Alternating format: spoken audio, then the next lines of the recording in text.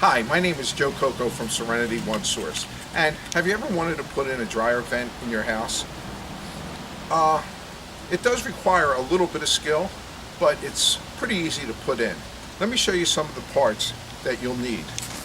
Well, a dryer kit consists of a little piece of ductwork. It also consists of a vent flange and some ductwork. This collapsible ventwork goes up to about 8 feet. And this flange here is what holds the tube in place. First thing you want to do is get your ductwork and fit it into place. And it's relatively easy. It snaps into place, and I get my side cut, my diagonals, and I crimp the edge on both sides. Like this, it won't have a chance of falling out. You take this, and there's some holes on one end, and you put that inside, and you spin it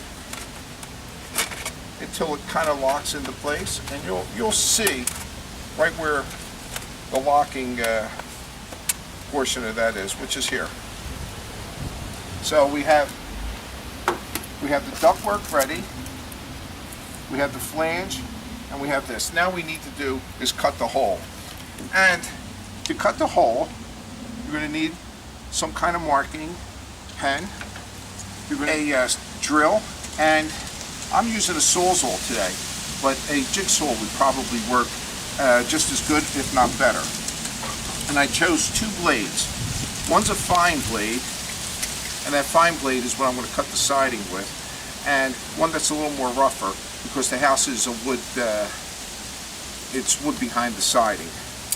So those are some of the tools that we'll need, and also don't forget your tape measure. You need to measure.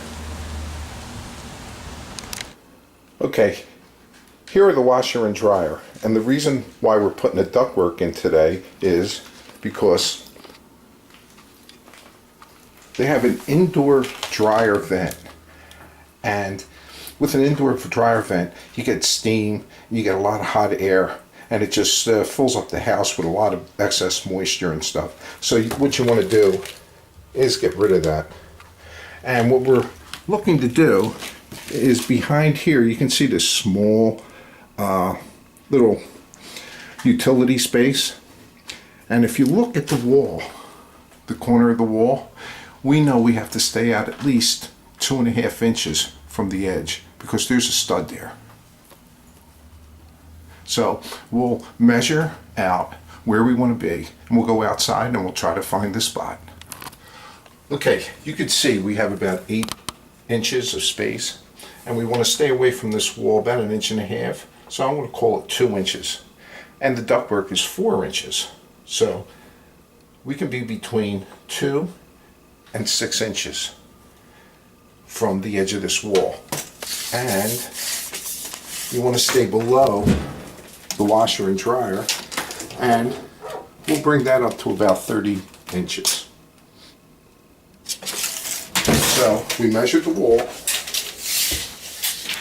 here from one end to the other, and that's 6 foot 1 inches. And we go outside,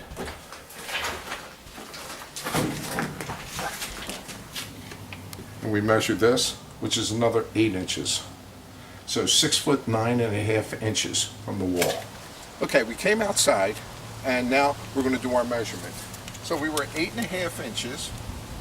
This is where the inside of the wall starts. So we need to measure out, and it was 6 foot 9.5 inches. We back up 2 inches, and our mark would be at 6 foot 5. 6 foot 5 inches. So let's put our finger there. And we can make a little mark, a little tiny mark there. We know the height of the floor inside because it's the same height as here, which is 17 inches. So from our mark, 17 inches is where the floor is. Plus we want to go up another 30. And we'll put a mark there. Now, if you remember our measurements, we want to be 30 inches up high from the floor, and we also want to be within that 8-inch area, and we have to be at least 2 inches away from the first stud in the wall. So we come out to here, and we're looking at 6'5" and a half. That'll give us, the edge would be at 6'7" and a half, and we have plenty of room. So the next step is to get our vent. Now, our goal was to get up about 30 inches, but because there's a flat here and a flat here, and this is flat here, what we're going to do is we're going to kind of just move down maybe about an inch, so we'll be about 29 inches. And here's our center point, and we're going to draw a circle. And don't worry about drawing the circle, because the flange will cover the mark or any imperfections in your cut. As you can see, it's much bigger than the hole that we're going to do. And the next step is we would have to get a drill and drill a hole first. Okay, I went and picked up my drill, and what I'm going to do is drill a hole close to this line. So the edge of your blade is going to be here. And I'll want to start right about there, because there's a lot of fluff in this here, so I want to be closer to the wall. I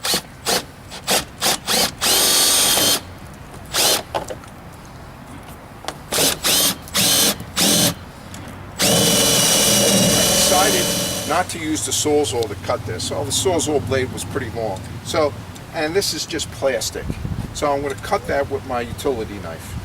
So I'm going to start here, and also I drilled 2 holes because I wanted to make sure that both holes lined up inside without hitting a stud, and they did. So I'll start cutting on the line, and I'll take several passes until I get deep enough to make the cut.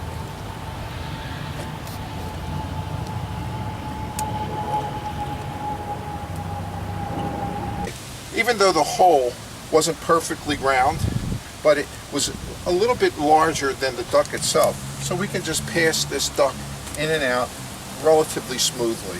So we are able to slide that duct in, and once we get the inside wall cut, then we'll just come out, screw this together, throw some caulk around the edges, and we'll be done. So let's go inside.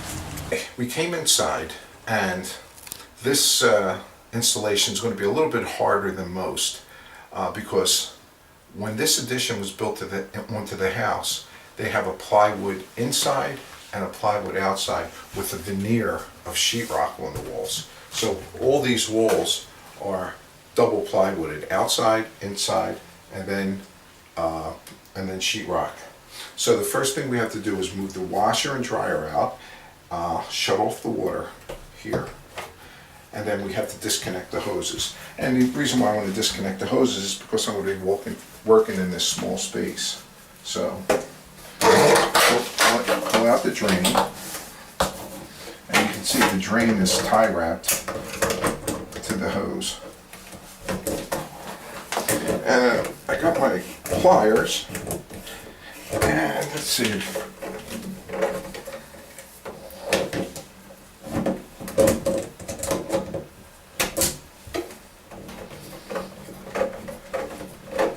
As you can see, they'll come off relatively easy. Remember, when you pull the hoses off of the valve, keep them up because they're full of water. And what we like to do is open up our washer, put them inside, so any excess water drains into the washer. Then we'll get our vent again, we'll put it in the area that we're going to cut the hole, and we're going to We're going to draw another circle and then cut as we did outside. Well, this is what I was talking about. 3/4 of an inch of texture 111 or plywood. It's an indoor-outdoor plywood, very hard to cut. But as you can see, if you measure everything, the hole will come out perfectly. And what we'll do is right here, we'll run a bead of caulk around, and the outside we'll run a bead of caulk. And right now we're going to attach the vent.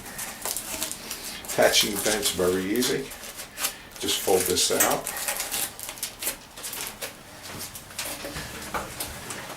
Slide it over the vent. And once you slide it over the vent, we have these tie wraps here. And these tie wraps will come around, we'll grasp it and tighten it up. Okay, the hose is hooked up on one end, and if you follow it down, it's hooked up to the dryer as well. And this kit came with a hose clamp, so we chose to put the hose clamp on the dryer side only because the dryer is always in motion and it is a tighter fit.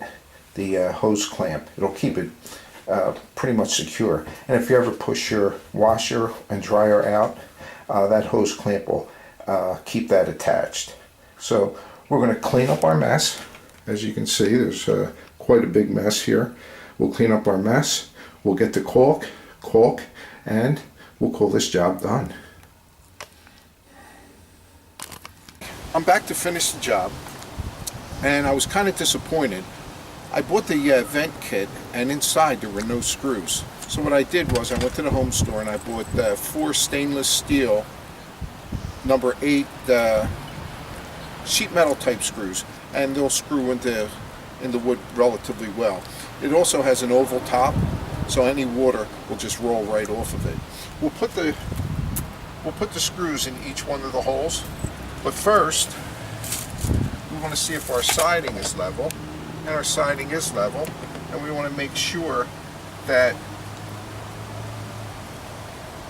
our grill is level. And there we go. And once we do that, we pick up our screw gun, we thread this in ever so gently.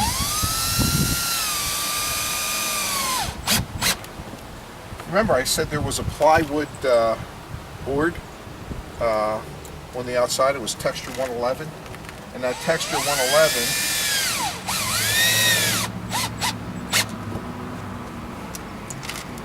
will hold this in really nice. And remember, we did get the flat spots here and here, so this lines up relatively well.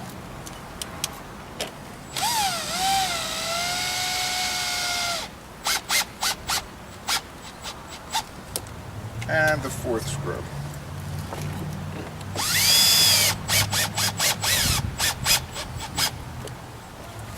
It sits nice and flush.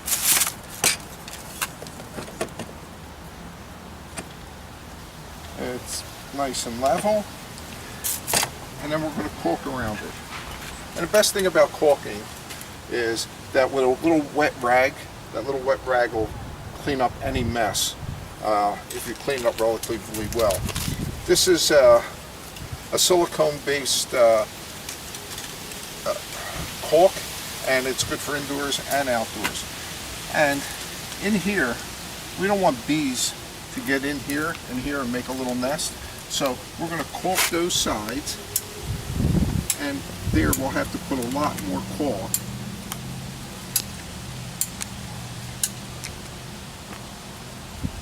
So we can fill up the gap. Then what we'll do is, with the slanted side down, we'll come across the top,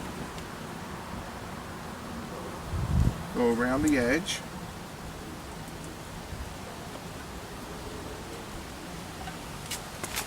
and across this side we'll fill up this gap again.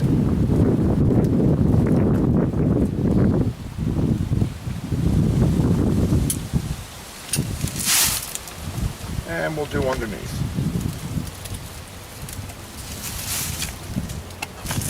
Now you can wet your finger, or you can get a wet rag. And with the wet rag, you just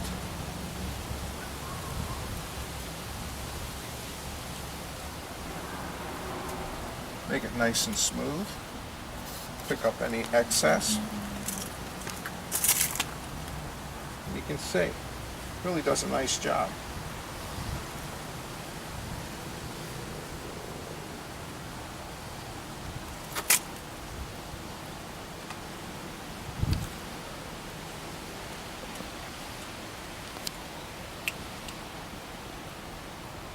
And there you go.